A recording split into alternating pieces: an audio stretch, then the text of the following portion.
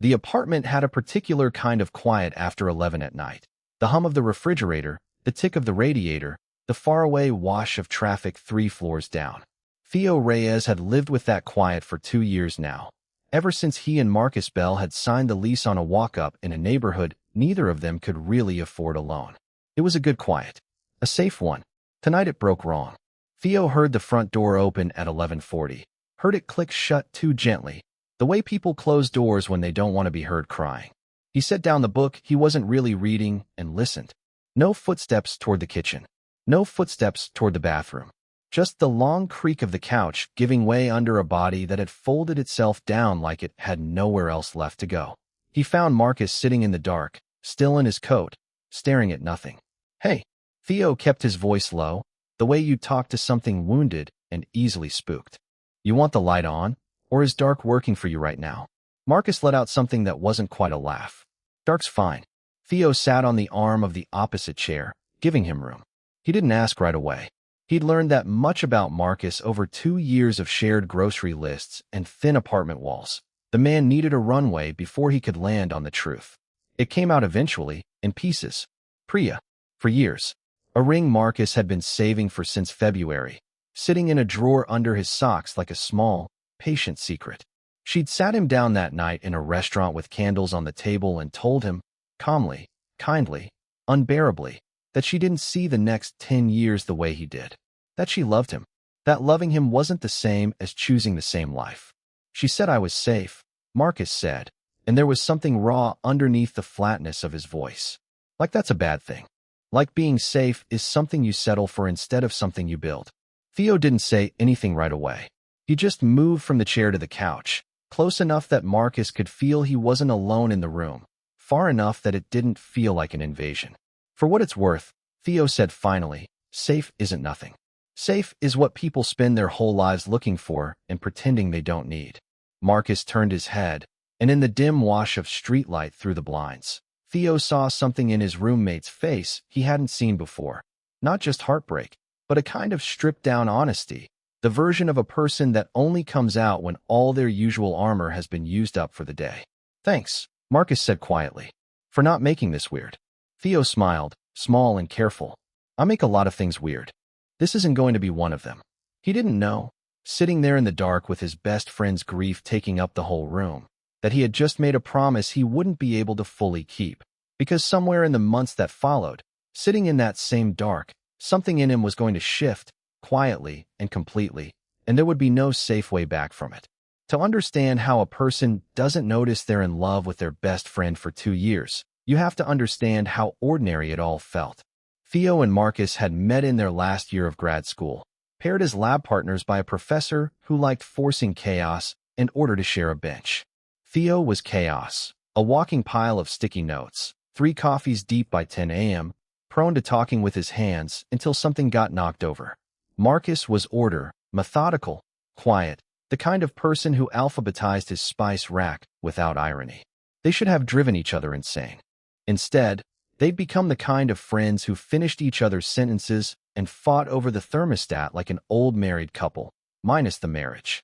When the lease came up on the apartment across from campus, it hadn't even felt like a decision. It felt like the next obvious sentence in a story already being written. 2 years of Sunday grocery runs. 2 years of movie nights where Marcus fell asleep by the second act and Theo led him, turning the volume down rather than waking him.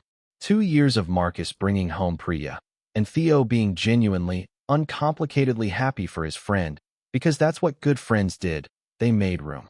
If you had asked Theo, before that night on the couch, whether he was attracted to men, he would have told you yes, easily, without drama. He'd dated men on and off since college. He wasn't hiding from himself. What he hadn't done, what he hadn't let himself do, was look too closely at the particular gravity Marcus had in his life. The way he automatically made 2 cups of coffee every morning without thinking about it. The way he'd started buying the cereal Marcus liked, even though he didn't eat it himself. The way, when something good happened to him, the first person he wanted to tell was never a friend from work, never his sister, always Marcus. He'd filed all of it under roommates get close. Under this is just what living with someone for 2 years does to you. It took Marcus's breakup to make him actually count how many small daily proofs of love he'd already been leaving on the table, disguised as ordinary kindness. Grief has a shape, and Theo learned Marcus's shape of it the way you learn a new language out of necessity. The first week, Marcus didn't cry in front of him again. He went quiet instead, a controlled, competent kind of quiet that fooled almost everyone except the person sharing his kitchen. He went to work. He came home.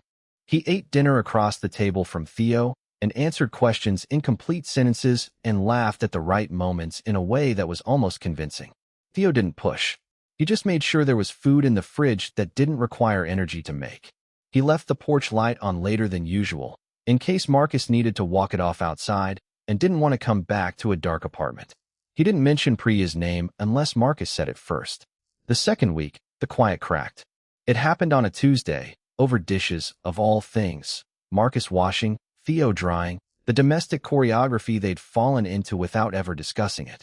Marcus was scrubbing the same plate for longer than a plate needed scrubbing, and Theo noticed his shoulders had gone tight and his breathing had gone short, and before either of them said anything, Marcus set the plate down too hard in the rack and put both hands flat on the counter and just stopped, like his whole body had hit a wall. "I don't know how to stop being someone's plan," Marcus said, to the sink, not to Theo. "For years of being somebody's plan, and now I don't know what I am." Theo set the towel down and didn't reach for him right away, because he'd learned that Marcus flinched from sympathy offered too fast, like it made the wound more real. Instead, he leaned his hip against the counter beside him, close, present, patient. "You're allowed to not know that yet," Theo said. "You don't owe anyone an answer to who you are 2 weeks out from something like this." Marcus turned his head, and his eyes were wet, and for a second, just a second, something passed between them that Theo would spend the next several weeks trying to talk himself out of having imagined. A kind of recognition. A kind of thank you that went deeper than words could carry. "You're really good at this," Marcus said, voice cracking slightly. "The being there thing." "I've had practice," Theo said lightly, to give him an out from the intensity of the moment. "You cried through the entire Marley and Dog movie." "I've been in training." Marcus laughed, a real one, wet and surprised out of him, and wiped his face with the back of his wrist, and the moment loosened, the way Theo had intended it to. But it didn't disappear. Theo carried it up to his room that night, and turned it over like a stone he couldn't put down, because somewhere in the last 2 weeks, without his permission, his heart had started keeping a different kind of ledger where Marcus was concerned. By the third week, a new rhythm had settled into the apartment. One Theo didn't examine too hard because examining it felt dangerous. Marcus started migrating toward Theo's room in the evenings instead of staying in his own. Not for anything Theo let himself name. Just company. He'd knock, hold up whatever book he was pretending to read, and ask if it was okay if he camped out on the end of Theo's bed while Theo worked at his desk. Theo always said yes. He would have said yes to almost anything, if he was honest with himself, which he mostly wasn't. Not yet. They started cooking together more, not because it was efficient, but because, Theo suspected, though he never asked, Marcus didn't want to be alone in his own head for the 20 minutes it took to make dinner. Theo taught him how to not overcook rice. Marcus taught him a card game from his childhood that they played with an almost aggressive competitiveness that had nothing to do with cards and everything to do with two people finding a way to feel normal again. One night, mid-April, they ended up on the fire escape with 2 beers and a bag of chips between them, the city doing its low electric hum below, and Marcus said, apropos of nothing, "I think I forgot how to just be a person and not half of a couple." Does that make sense? "It makes sense," Theo said. "Like, I don't know what I like anymore. What music I actually want to listen to versus what she liked. What I want on a Saturday. I built my whole personality around fitting next to somebody, and now there's just me. And I don't totally know who that is." Theo looked at him in the orange wash of the streetlight, at the sharp line of his jaw, the tired honesty in his eyes, and felt something in his chest tighten in a way that had nothing to do with sympathy and everything to do with something he still wasn't ready to call by its name. "For what it's worth," Theo said, "you sitting on this fire escape right now, talking like this, that's a person I like a whole lot. Whatever you figure out you like on Saturdays, I don't think you need to worry about becoming somebody worth knowing. You already are." Marcus went quiet for a second too long. When he spoke again, his voice had a different texture to it, softer, more careful. You always know exactly what to say. 2 years of practice, Theo said, echoing himself, trying to keep it light. But his hands weren't quite steady around the beer bottle, and later that night, lying awake, he made himself say the sentence out loud into the dark of his own room, just to see if it would break him. I think I might be in love with my best friend. It didn't break him. It just rearranged something that had apparently been waiting a long time to be rearranged. Knowing a thing and being able to live around it were two very different skills, Theo discovered. He didn't tell anyone at first, not his sister, not his closest friend from work, Ines, who could read him better than almost anyone and definitely would have caught something in his voice if he'd tried to talk about Marcus for longer than 30 seconds. He just carried it, quietly, the way you carry something breakable through a crowded room, with a kind of hyper-awareness that made ordinary life feel dangerous. Ordinary life, it turned out, was full of small ambushes. Marcus laughing at something on his phone and turning the screen toward Theo to share it, their shoulders brushing on the couch. Marcus falling asleep during a movie with his head tipped just slightly toward Theo's side, and Theo not daring to move for 40 minutes because he didn't want it to end. Marcus, one Saturday morning, padding into the kitchen in an old university hoodie with his hair a mess, saying morning in a voice still rough with sleep, and Theo having to physically turn back to the stove because his own reaction to something so mundane felt like it might show on his face. It was Ines who finally caught it, weeks later, over lunch, when Theo went quiet mid-sentence describing something Marcus had said the night before, and his whole expression did something he couldn't control. "Oh," Ines said, setting down her fork very deliberately. "Oh, Theo. What? You've got the face. I don't have a face. You have the face. The one people get right before they ruin their own lives over somebody." She studied him for a second, not unkindly. "It's Marcus." Theo didn't answer, which was, of course, an answer. "He's straight," Ines said gently, not as an accusation, but as a fact laid carefully on the table between them, the way you'd set down something sharp. "I know that. He just got his heart broken by a woman he was going to marry. I know that. So you're planning to just sit on this indefinitely." Theo pushed his food around his plate. "What else would I do? Announce it over dinner?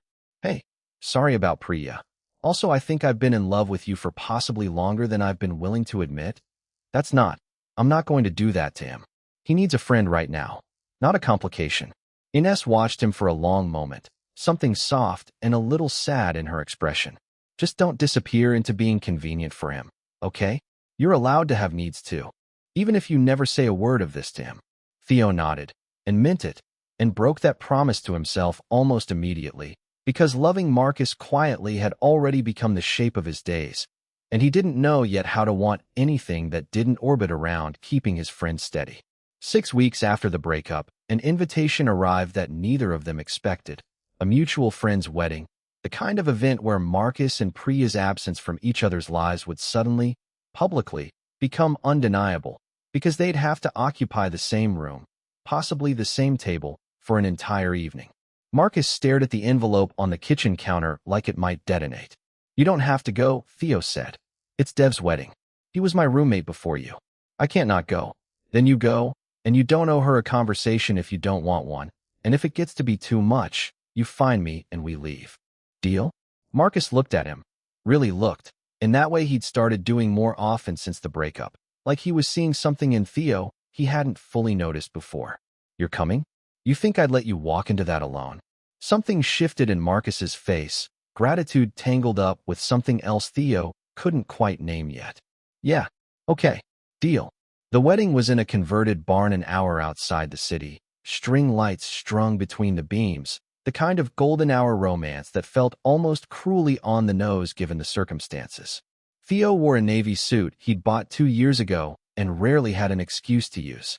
When Marcus came downstairs in his charcoal one, hair combed back, tie slightly crooked, Theo had to look away for a second longer than was strictly necessary before reaching over and fixing it without being asked. "There," Theo said, smoothing the tie flat. "Devastatingly presentable." Marcus's mouth curved. "You clean up all right yourself." It was such a small exchange. It shouldn't have mattered. But Theo felt it land somewhere low in his chest and stay there the entire drive. Priya was there, of course, seated 3 tables away with a date Marcus hadn't been warned about. A tall, easy-smiling man who put a hand on the small of her back in a way that made Marcus's jaw go tight the moment he clocked it. "You okay?" Theo asked quietly, under the noise of the band tuning up. "I will be." Marcus took a slow breath. "Give me a second." He didn't need a second, in the end. He needed the whole night, and Theo gave it to him without being asked, steering conversations away from dangerous territory when other guests brought up Priya's name too casually, getting up to dance with him during a slow song not because either of them planned it, but because Marcus had looked, for a moment, like he needed somewhere to put his hands and his attention that wasn't across the room. They swayed, not particularly gracefully, laughing at their own lack of rhythm. And for a few minutes the barn and the string lights and the band and Priya 3 tables away all fell away into something quieter and smaller. Just the two of them, moving in a loose circle, Marcus's hand warm at Theo's shoulder, close enough that Theo could feel the exact rhythm of his breathing evening out. "Thank you," Marcus said, low, near his ear, so only Theo could hear it over the music. "For being here. I don't know what I'd have done tonight without you." Theo swallowed hard and kept his voice light, because that was the only way he knew how to survive moments like this without giving himself away. "That's what I'm here for." He didn't say, "I would follow you into any room in the world if you asked me to." He didn't say a lot of things that night, but something had cracked open a little wider between them regardless, an intimacy neither of them had a name for yet, sitting quietly in the space where words should have been. It happened on a Thursday in early June, the kind of ordinary night that later felt, in hindsight, like it had been building towards something the whole time without either of them admitting it.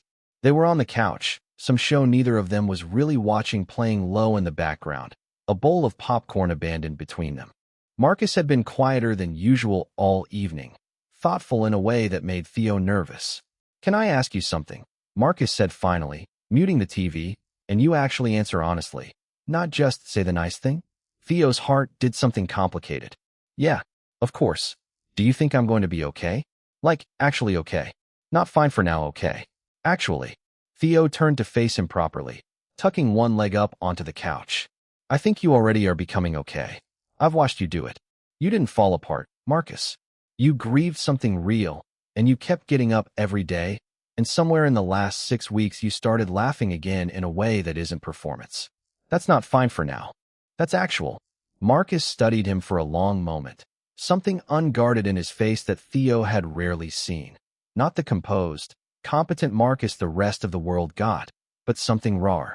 "I keep thinking," Marcus said slowly, like he was working the words out as he spoke them, "about how weird it is that the person who's made me feel the most okay through all of this isn't the person I thought I built my whole future around. It's," he stopped himself. "It's what?" Theo's voice came out quieter than he meant it to. Marcus looked at him, and the air in the room changed density, the way it does right before weather breaks. His eyes dropped, briefly, to Theo's mouth, and came back up, and something like panic and wonder crossed his face at the same time. "I don't know what that sentence was going to be," Marcus said, very carefully, "and I think that scares me more than anything Priya said to me at that restaurant." Neither of them moved for a long moment. The space between them on the couch felt smaller than it had 5 minutes ago, charged in a way that made Theo's pulse loud in his own ears. Theo could have closed the distance. He thought about it so hard it felt like a physical ache. But he also thought about 6 weeks of grief, about a man still learning how to stand up straight again, about the very real difference between an almost and a truth a person has actually reckoned with. He didn't want to be a rebound. He didn't want to be a question Marcus answered in the dark and regretted in the light. So instead, gently, he reached over and squeezed Marcus's hand once, and let go. "Whatever that sentence is," Theo said, low, steady, "it doesn't have to make sense tonight. You don't have to figure it out on my timeline, or Priya's, or anyone's. Whenever you're ready to say it. If you ever are, I'll still be here." Marcus's eyes were bright, and something in his shoulders both relaxed and tightened at once. Gratitude and frustration tangled together. "You're really going to make me sit with this." "I'm really going to make you sit with this," Theo agreed, with a small, sad smile. "Because I like you too much to be your maybe." It was the closest either of them had come to saying the truth out loud. Marcus didn't correct him. He didn't deny it. He just nodded slowly, like something had been settled even though nothing, technically, had been said. Neither of them slept much that night. in their separate rooms, listening to the silence between the walls like it might answer a question neither of them had officially asked. What followed the almost wasn't a fight, exactly. It was quieter and more dangerous than that. A careful, mutual withdrawal. Two people circling the same unspoken thing from opposite sides of the apartment. Marcus started staying later at work. Theo started taking his coffee earlier, before Marcus woke, telling himself it wasn't avoidance, even though it obviously was. They were polite. They were careful. They passed each other in the hallway with small, tight smiles that neither of them believed. It lasted 11 days. Theo counted, though he wished he hadn't been the kind of person who counted. On the 11th day, Theo came home to find Marcus sitting at the kitchen table with 2 mugs of tea already made. One for himself, one clearly for Theo, steam still rising, like Marcus had timed it to Theo's usual arrival. "We need to talk," Marcus said, "and I need you to let me get through it without being nice to me until I'm done, because if you're nice to me I'm going to lose my nerve." Theo sat, hands wrapped around the mug, saying nothing. "I've been avoiding you," Marcus said, "because I've been scared of what I might say if I let myself be alone with you for more than 5 minutes. And that's not fair to you, and it's not fair to whatever this is, and I'm done doing it." He took a breath. "I spent 4 years with Priya convincing myself I was building the life I was supposed to want. And when she left, I thought the worst part was going to be missing her. But the actual worst part, the part one didn't expect, was realizing how much of what I thought was grief over her was actually just fear. Fear of what it meant that some nights, in the middle of missing her, I'd catch myself thinking about you instead. About how you make my coffee without me asking. About how you fixed my tie at that wedding like it was the most natural thing in the world. About how the thing I actually wanted, that whole terrible night with the string lights, wasn't for her to see me happy. It was for you to keep looking at me the way you were looking at me on that dance floor." Theo's mouth had gone dry. "Marcus, I'm not done." Marcus's hands were shaking slightly around his own mug, but his voice held. "I've spent 6 years, not 6 weeks, Theo, 6 years, since we sat next to each other in that lab, and you knocked over a beaker laughing at your own joke. Telling myself that what I felt for you was just friendship, because it was easier than asking what it actually was. And I think some part of me has known for a long time that it was never just that. I think Priya knew it too, honestly, before I did. I think that's part of why she said what she said about the future." He finally looked up, eyes glassy, terrified and certain at the same time. "I'm not saying this because I'm on the rebound and you're convenient. I'm saying it because I've had 11 days of not talking to you, and it was the loneliest I've felt since the breakup. Lonelier, actually, and I don't want to spend one more day pretending that isn't information. I think I'm in love with you. I think I might have been for a long time and just didn't have the language or the courage to say it. And I understand completely if it's too complicated or too fast, or if you don't." "Marcus." Theo's voice cracked on the name. Marcus stopped. "I've been in love with you since the night you cried on our couch and I didn't know what to do with my hands," Theo said, and it came out shaking and honest and finally unguarded. "I've been in love with you probably longer than that, if I'm being fair to myself, and I didn't say anything because I never wanted to be the thing you reached for because the thing you actually wanted was gone. I wanted you to choose me because you wanted me, not because I was standing closest when you needed someone. I'm choosing you," Marcus said, and there was no hesitation in it now.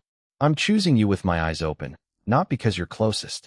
Because you're," his voice broke slightly, "because you're the person I want to tell things to first. You have been for a long time. I just needed to lose the life I thought I wanted to see the one I actually did." Theo stood, and Marcus stood, and there was a beat, one last held breath of 2 years of not quite, of almost, of careful distance, before Theo closed the space between them and kissed him. It wasn't cinematic in the way string lights and slow motion suggest.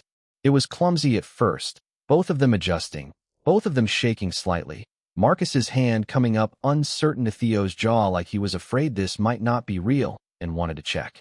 But it steadied. It became something sure. When they finally broke apart, foreheads resting together, both of them laughing a little, disbelieving, Marcus said, "I really did knock over that beaker on purpose, you know. I wanted an excuse to talk to you again." Theo huffed out a laugh against his mouth. "I knew that wasn't an accident. Took you 6 years to say something. You're one to talk." Love, it turned out, didn't erase the strangeness of 2 years of friendship rearranging itself into something new. There were awkward mornings in the first few weeks, a hesitation at the coffee maker over who made whose cup now, a beat too long deciding whether the other's space at the table had shifted. But underneath the newness was something neither of them had to build from scratch. 2 years of already knowing how the other took bad news, what made him laugh, which silences needed filling and which needed leaving alone. They told Ines together, over dinner, and she cried a little and pretended it was the onions in the pasta. Marcus told his sister on the phone, hands not quite steady, and was met with a laugh and a finally that startled him into laughing too. Apparently she'd suspected something for over a year and had simply been waiting for him to catch up to himself. There was a harder conversation, too, with Priya, unplanned, at a coffee shop neither of them had chosen on purpose. 6 months later, Marcus had braced for anger. What he got instead was something quieter. "I always wondered," she said, stirring her coffee slowly, not quite meeting his eyes, "if some part of what made you so hard to reach, near the end, was something you hadn't figured out yet yourself. I'm not angry.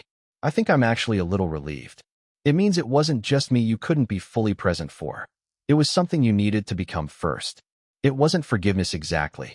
It was something gentler, an understanding passed quietly between two people who'd once tried to build a life together and hadn't managed it, but who could, apparently, still wish each other well." Marcus came home that evening and told Theo everything, sitting cross-legged on their bed, and Theo listened without interrupting. And when Marcus was done, Theo just pulled him in, chin resting against his hair, and said, "You did that with a lot of grace." "I had a good teacher in patience," Marcus said. 2 years of it, actually. A year later, the apartment looked mostly the same. Same too-loud radiator, same fire escape they still sat on with beers on warm nights. But everything underneath it had changed shape. Marcus had started painting again, something he'd given up years before without quite noticing he'd stopped. And there were canvases now leaning against the living room wall, half-finished, unhurried. Theo had gone back to something he'd shelved too. Writing, actual writing, not the kind buried in sticky notes. And some evenings they worked in the same room in comfortable silence, 2 lamps on, 2 separate quiet worlds sitting companionably in the same space. On the anniversary of that Thursday night almost, Marcus surprised him with dinner. Nothing elaborate, just the two of them at their own kitchen table, candles that felt a little silly and were lit anyway. And somewhere between the second course and the third, he reached into his pocket and set something small on the table between them. Not a ring. Not yet. A key. "It's just a spare for the drawer," Marcus said, suddenly, endearingly nervous in a way Theo rarely saw anymore. "I know we already live together. I know it's not a big gesture. I just wanted you to have something from me that means I'm choosing this, still, on purpose, not because it's easy, but because it's you. Every day. Not just the day I said it out loud." Theo turned the small brass key over in his fingers, throat tight. "You do know we've had a spare key in that drawer since we moved in.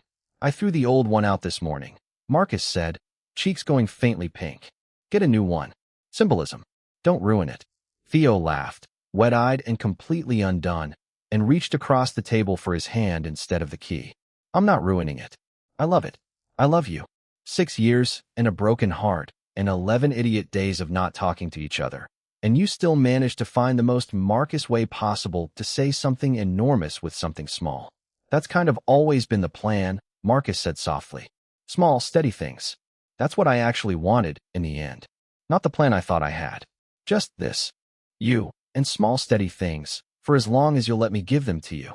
"That," Theo said, pulling him in, "sounds like forever to me."